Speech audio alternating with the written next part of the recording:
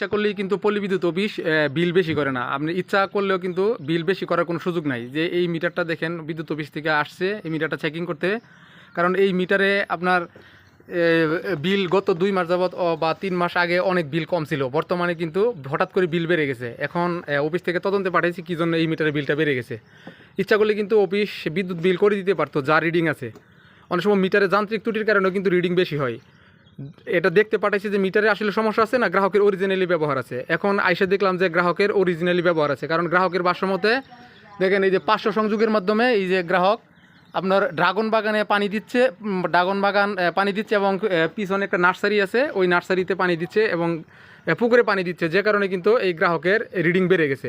তার মানে meter reader যেই ইউনিটটা ওইখান থেকে লিখে নিছে এটা সম্পূর্ণ সঠিক আছে। হ্যাঁ, তে আপনারা অযথাই পল্লী বিদ্যুৎ দোষেন যে অযথা বিল করে, আসলে কিন্তু অযথা বিল পল্লী বিদ্যুৎ কখনো করে না।